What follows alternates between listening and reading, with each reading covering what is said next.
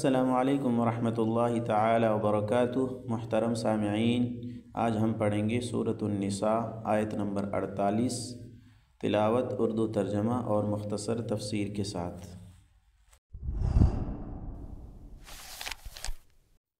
اعوذ باللہ من الشیطان الرجیم، بسم اللہ الرحمن الرحیم۔ ان اللہ لا یغفر ان یشرک به ویغفر ما دون ذلک لمن یشاء ومن یشرک باللہ فقد افترى اثما عظیما۔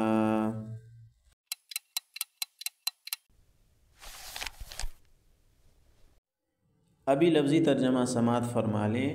ان بے شک اللہ تعالی لا یغفر بخشش نہیں کرے گا، معاف نہیں کرے گا، ان اس کو کہ یشرک شرک کیا جائے بھی اللہ کے ساتھ، و اور یغفر معاف کر دے گا، ما اس گناہ کو، دون ذالک جو اس کے علاوہ ہے، شرک کے علاوہ ہے، لمن اس کے لیے، یشاء جس کے لیے چاہے، ومن اور جو شخص یشرک شرک کرے باللہ اللہ تعالیٰ کے ساتھ، فقد تو تحقیق افترا اس نے جھوٹ باندھ لیا ہے، اثمن گناہ کا، عظیماً بڑے گناہ کا۔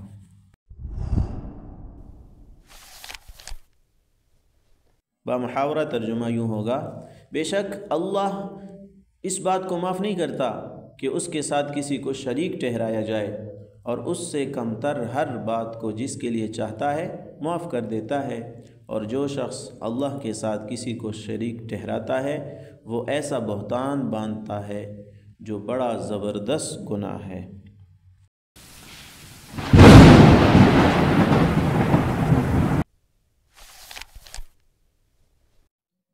محترم سامعین، ابھی اس آیت کی تفسیر ملاحظہ فرمائیں۔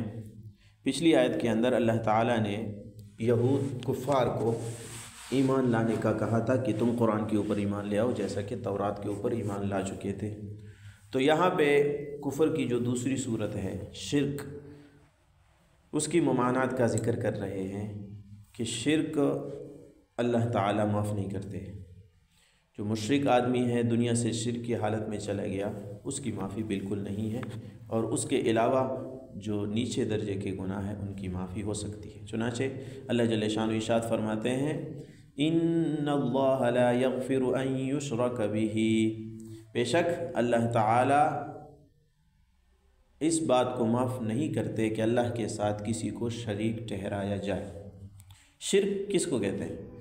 کہ اللہ تعالیٰ کی ذات یا اللہ تعالیٰ کی صفات کے متعلق جو مومن کا عقیدہ ہے، غیر اللہ کے لیے اس طرح کا عقیدہ رکھنا، یہ شرک ہے۔ یعنی اللہ تعالیٰ کی ذات میں کسی کو شریک ٹھہرانا، یا صفات کے متعلق، اللہ کی صفات کے متعلق جو عقیدہ ہے کہ اللہ کی صفات کیسی ہے، اللہ کا علم کیسا ہے، اللہ کی قدرت کیسی ہے، اللہ کی خالقیت کیسی ہے، تو غیر اللہ کے لیے اس طرح کا عقیدہ رکھنا یہ شرک ہے۔ مثلا علم کو لے لیں، اللہ تعالیٰ کا علم کامل ہے، جو کچھ ہو چکا، جو کچھ ہو رہا ہے، جو کچھ آئندہ ہوگا، سب کی اللہ کو خبر ہے، اللہ کے علم میں ہر چھوٹی بڑی چیز۔ تو مستقبل کی چیزیں بھی اس کے اندر آ گئی، غیب کی چیزیں بھی اس کے اندر آ گئی۔ تو غیب اور مستقبل کی جو کنفرم معلومات ہے وہ صرف اللہ کو ہے۔ اب اس طرح کی کنفرم معلومات اللہ کے علاوہ کسی اور کے لیے ثابت کرنا یہ شرک ہے، اور شرک یہ ایسا گناہ ہے کہ اس کی معافی کی ایک ہی صورت ہے، وہ صورت یہ ہے کہ زندگی میں شرک سے پکی توبہ کر کے اسلام قبول کیا جائے، اور اسلام کے اوپر ہی آدمی کو موت آ جائے، تب اس آدمی کی معافی ہو سکتی ہے۔ لیکن جس کی موت کفر کے اوپر آ گئی، شرک کے اوپر آ گئی، اور اس کو توبے کی توفیق نہیں ہوئی، تو جب قیامت کے دن اللہ کے سامنے پیشی ہوگی تو اللہ تعالیٰ اس شرک کو معاف نہیں کریں گے۔ وَيَغْفِرُ مَا دُونَ ذَلِكَ لِمَن يَشَاءُ، اور شرک سے نیچے درجے کے جو گناہ ہے کفر سے نیچے درجے کے جو گناہ ہیں اللہ تعالیٰ جس کے لیے چاہیں گے وہ معاف کر دیں گے۔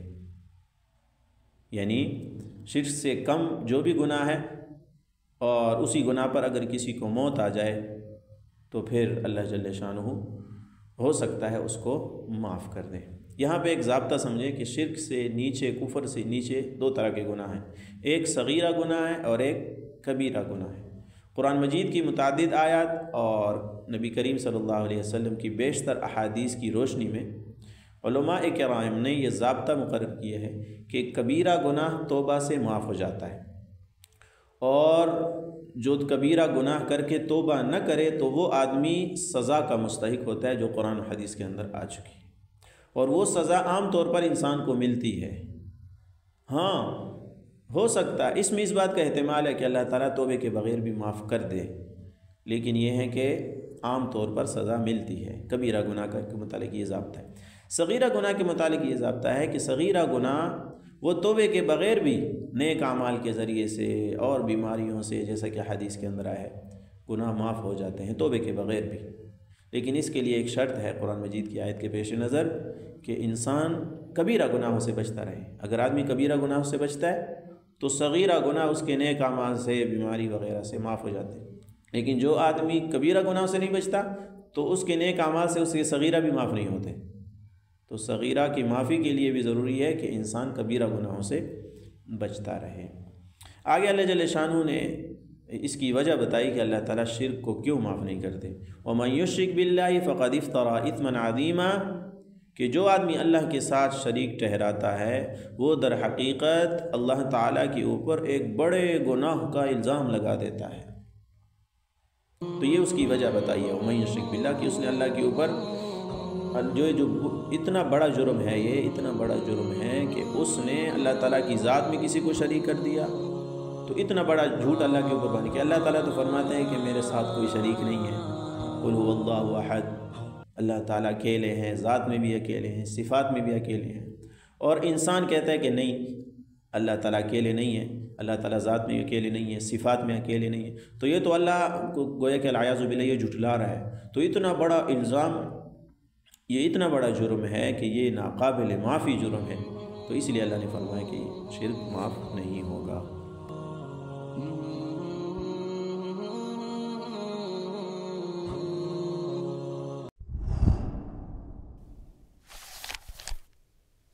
خلاصہ یہ ہوا کہ شرک پر مرنے والا آدمی ہمیشہ کے لیے جہنم میں رہے گا، اور دوسری بات یہ ہے کہ شرک اور کفر کے علاوہ ہر گناہ کی معافی کا احتمال ہے، اور تیسری بات یہ معلوم ہوئی کہ ضابطے کے اعتبار سے کبیرہ گناہ کی معافی کے لیے توبہ ضروری ہے، اور آخری بات یہ کہ صغیرہ گناہ توبے کے بغیر بھی نیک اعمال، بیماری وغیرہ سے معاف ہو جاتے ہیں، بشرطے کہ انسان کبیرہ گناہوں سے بچتا رہے۔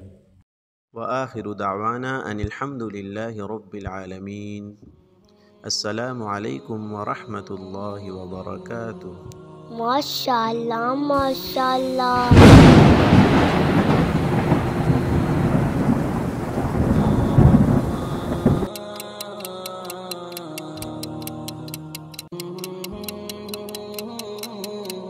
مصطفى مصطفى منبع للصفا، سيد الأنبياء مشعل في الوفا، كان في عطفه لليتامى دفاع.